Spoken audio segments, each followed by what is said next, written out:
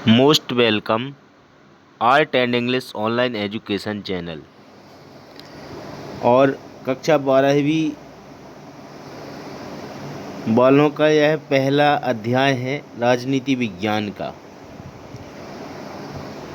इस पूरे पाठ को मैं कुछ महत्वपूर्ण बिंदुओं में समेट देना चाहता हूँ, क्योंकि कई स्टूडेंट ऐसे हैं जिन्होंने अभी तक यह पाठ नहीं पढ़ा होगा और यह पाठ तकरीबन 10 से 12 पेज का है। इसलिए हम लोग मैंने इस पाठ को पहले से ही पढ़ रखा है और इसके जो महत्वपूर्ण बिंदु हैं मैंने आपके लिए वो रखे हैं।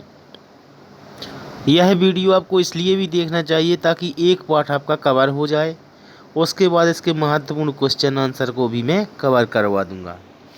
ज़्यादा टाइम वेस्ट ना करते हुए अपना पाठ स्टार्ट करते हैं। देखिए, जो आपकी फर्स्ट राजनीति है उसका जो अध्याय 1 है, इसका नाम जो है वो है शीत युद्ध का दौर। देखिए, शीत युद्ध जो है इसे इंग्लिश में कोल्ड वार बोला जाता है। क्या बोला जाता है? Cold war. और इसकी शुरुआत 1945 के बाद से हुई। जब सेकंड वर्ल्ड वार द्वितीय विश्व युद्ध खत्म हो गया तो उसके बाद विश्व में 2 महाशक्तियों का उदय हुआ। एक थी संयुक्त राज्य अमेरिका और दूसरी थी सोवियत संघ रूस। तो शीत युद्ध इन्हीं दोनों के बीच युद्ध माना जाता है। शीत युद्ध एक प्रकार का वाकई युद्ध होता है। एक बात याद रखना आप लोग, तो शीत युद्ध से संबंधित जितने भी महत्वपूर्ण बिंदु हैं वो मैंने एक एक करके आपके लिए रखे हैं।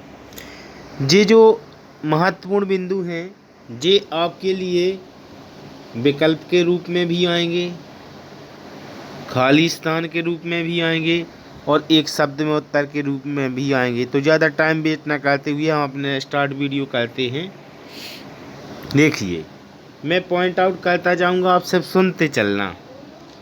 समकालीन विश्व राजनीति द्वितीय विश्व युद्ध के बाद से अब तक की वैश्विक घटनाओं का अध्ययन का विषय है। मतलब द्वितीय विश्व युद्ध के बाद से, द्वितीय विश्व युद्ध कब से कब तक चला? 1939 से 1945 तक चला। तो 1945 के बाद से आज तक की जो घटनाएं हो रही हैं उसे इस समकालीन विश्व राजनीति में हम लोग पढ़ेंगे। अब क्या लिखा है? अब इसमें नेक्स्ट लिखा है द्वितीय, इसमें जो नेक्स्ट पॉइंट है वो है द्वितीय विश्व युद्ध में ब्रिटेन, संयुक्त राज्य अमेरिका, फ्रांस तथा सोवियत संघ, इन्हें मित्र राष्ट्र कहा गया। कभी कभी एक क्वेश्चन आता है कि मित्र राष्ट्र कौन कौन से देश हैं, तो उसमें आपको बताना पड़ता है ब्रिटेन, संयुक्त राज्य अमेरिका, फ्रांस, सोवियत संघ, इन्हें मित्र राष्ट्र कहा गया और इन्हीं की विजय भी हुई थी सेकंड वर्ल्ड वॉर में। तो अगर एक क्वेश्चन आए मित्र राष्ट्र कौन थे तो आप नाम बता देना और किसकी विजय हुई सेकंड वर्ल्ड वॉर में, तो मित्र राष्ट्रों की विजय हुई, विजय प्राप्त की। तथा जर्मनी, इटली, जापान, इन्हें ध्रुवीय राष्ट्र कहा गया। एक मेरे पास ट्रिक है, उससे आप समझ जाएंगे सेकंड वर्ल्ड वॉर में कौन जीता। हमारे बुंदेलखंड में एक कहावत है, धूल में मिला देना। क्या में मिला देना? धूल में मिला देना। तो आप ये पॉइंट याद रख लो तो आप समझ जाओगे कि धूल में जो मिल गए वो ध्रुवीय राष्ट्र। मतलब ये 3 राष्ट्र कौन कौन से हार गए थे द्वितीय विश्व युद्ध में? जर्मनी, इटली और जापान। जापान पर तो बम भी गिरा दिया था अमेरिका ने। अगला पॉइंट है आपके लिए शीत युद्ध के कुछ दायरे हैं, ये आप याद रखना, पेपर में आ जाएगा ताकि आपको। इसमें से सबसे प्रमुख है क्यूबा मिसाइल संकट। ये शीत युद्ध का चरम बिंदु था। ये आपका ऑप्शन जरूर 100% पेपर में आएगा कि शीत युद्ध का चरम बिंदु क्या था, तो उसमें आपको ये लिखना पड़ेगा। आगे बढ़ते हैं। इसके बाद है गुटनिरपेक्षता क्या है? 2 नंबर का क्वेश्चन आता है। देखिए, गुटनिरपेक्षता के बारे में मैं आपको बताना चाहता हूं कि गुटनिरपेक्षता एक ऐसी नीति है जिसमें हमें सैन्य गुटों में शामिल नहीं होना पड़ता है। और इस गुटनिरपेक्षता की नीति के जो संस्थापक देश हैं उनमें भारत है, मिस्र है और इंडोनेशिया है। तो भारत की तरफ से कौन थे इसमें? भारत की तरफ से जवाहरलाल नेहरू। मिस्र के अब्दुल गमाल नासिर। और इंडोनेशिया के कौन थे? सुकर्णो। ये प्रमुख थे 3 देशों के जिन्होंने कूटनिरपेक्षता की नीति की शुरुआत की। और एक और इसमें ऑप्शन छुपा है, आप ध्यान रखना। गुटनिरपेक्ष राष्ट्रों का पहला शिखर सम्मेलन कब हुआ? 1961 में। जिसमें कितने देश शामिल हुए? 25 देश शामिल हुए। जी आपका पेपर में जरूर आएगा। आगे बढ़ते हैं। अगला है नव अंतर्राष्ट्रीय आर्थिक व्यवस्था क्या कहलाती है? तो जो हाल ही में देश स्वतंत्र हुए थे उन्हें नवीन अंतर्राष्ट्रीय व्यवस्था कहा गया। इसमें आप लिखेंगे क्या? देखिए इसके क्वेश्चन अलग से बनते हैं और मैंने आपके लिए पीडीएफ तैयार कर रखी है। गुटनिरपेक्ष देशों ने 1972 में संयुक्त राष्ट्र के व्यापार और विकास से संबंधित सम्मेलन में विकास की एक नई व्यापार नीति प्रस्तुत की, जिसे नव अंतर्राष्ट्रीय व्यवस्था कहा गया। 1972 सन याद रखना। इसके बाद अगला बिंदु आपके लिए जो है, देखिए अध्याय की समीक्षा एक बार में हो रही है, आप ध्यान से सुनते चलिए मेरी बातों को, ताकि आपके ऑप्शन कंप्लीट हो सके, क्योंकि ये लेसन आपका 10 से 12 नंबर का पेपर में ज़रूर आता है। ठीक है, अब अगला पॉइंट आपके लिए जो मैं मेन पॉइंट बस पढ़ रहा हूँ, ये पीडीएफ में आपको सेंड कर दूंगा ताकि आपको यह पाठ पूरा कवर हो जाए। देखिए कितना अच्छा पॉइंट मैंने आपके लिए ढूंढा। द्वितीय विश्व युद्ध की समाप्ति के साथ ही शीत युद्ध की शुरुआत हो गई। खाली स्थान में ये आ सकता है। अब है शीत युद्ध किन 2 महाशक्तियों? शीत युद्ध 2 महाशक्तियों के बीच शत्रुतापूर्ण वातावरण था।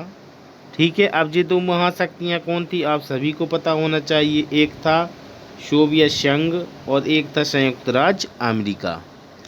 आगे बढ़ते हैं। क्यूबा मिसाइल संकट, वेरी इंपॉर्टेंट टॉपिक, ये आपके पेपर में भी आता है, तो इसको पढ़ लीजिए ज़रा आप।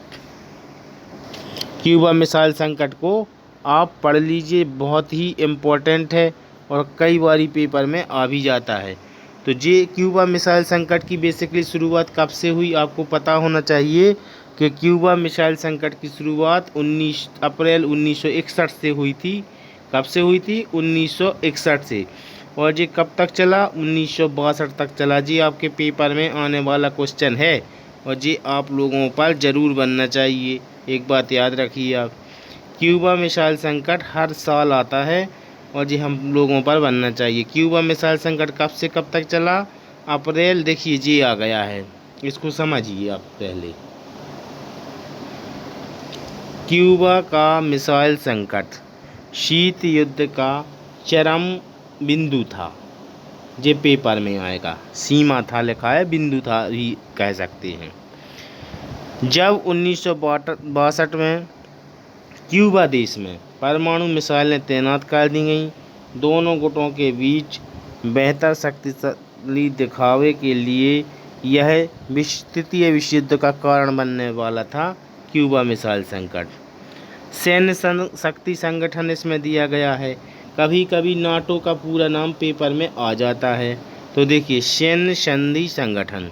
अप्रैल 1949 में नाटो का पूरा नाम याद रखिए, उत्तर अटलांटिक संधि संगठन, जिसे इंग्लिश में नाटो कहा जाता है। इसकी स्थापना कब हुई? 1949 में हुई। आपको ये बात याद रखना, नाटो NATO, इसका पूरा नाम क्या है? N for north, A for Atlantic, T for treaty, O for organisation. मतलब उत्तर अटलांटिक संधि संगठन की स्थापना 1949 में हुई। आगे बढ़ते हैं। ये मोस्ट नहीं है, सिर्फ मैं मोस्ट बिंदु ही पढ़ूंगा ताकि आपके पेपर में आप पे महत्वपूर्ण बिंदु बन जाए। ये वेरी मोस्ट है। पहला गुटनिरपेक्ष सम्मेलन 1961 में बेलग्रेड में हुआ, जिसमें 25 सदस्य देशों ने भाग लिया। कभी कभी एक क्वेश्चन आता है, कैसा आता है कि बेलग्रेड सम्मेलन क्या था, तो बच्चों पर बनता नहीं है। तो भाई लोग ये 2 लाइन याद कर लो कि गुटनिरपेक्ष सम्मेलन 1961 में बेलग्रेड में हुआ जिसमें 25 देशों ने भाग लिया। इसे हम बेलग्रेड सम्मेलन के नाम से जानते हैं। अब एक क्वेश्चन है, गुटनिरपेक्ष समूह के संस्थापक देश कौन है? गुटनिरपेक्ष आंदोलन के संस्थापक भारत के प्रधानमंत्री प्रथम प्रधानमंत्री थे जो श्री जवाहरलाल नेहरू। मिस्र के, इसमें जे गमाल लिखना था, अब्दुल नासिर याद रखना आप तो। यूगोस्लाविया के टीटो और इंडोनेशिया के सुकर्णो थे, याद रखना है इन्हें नामों को। गुटनिरपेक्षता का क्या अर्थ है? गुटनिरपेक्षता का अर्थ तटस्थता, पृथकतावाद और पलायन नहीं है। 1972 में गुटनिरपेक्ष राष्ट्रों का सम्मेलन जे कुछ विशेष नहीं है। अब है द्विध्रुवीता को चुनौती इन देशों ने दी, है ना, और इसको आप समझ लें, ये आपके लिए आना चाहिए, पेपर में आने वाली चीज़ है। जब सेकंड वर्ल्ड वार, द्वितीय विश्व युद्ध में अमेरिका ने जापान के किन नगरों पर बम गिराया? तो ये 6 अगस्त 1945 और 9 अगस्त 1945 को अमेरिका ने जापान के हिरोशिमा और नागासाकी, ठीक, इन 2 शहरों पर बम गिराया था। और वो बम थे परमाणु बम। कभी कभी ये आता है वो कौन से बम थे?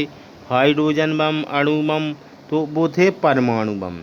और इनको नाम क्या दिया था इन परमाणु बम को? एक को लिटिल बॉय का नाम दिया गया था, याद रखना जी पेपर में आएगा। जो बम गिरे उनका नाम क्या था? लिटिल बॉय और फैट मैन। ये 2 बम गिरे, उन्हें संज्ञा दी गई थी। देखिए ये है क्वेश्चन, लिटिल बॉय और फैट मैन क्या थे?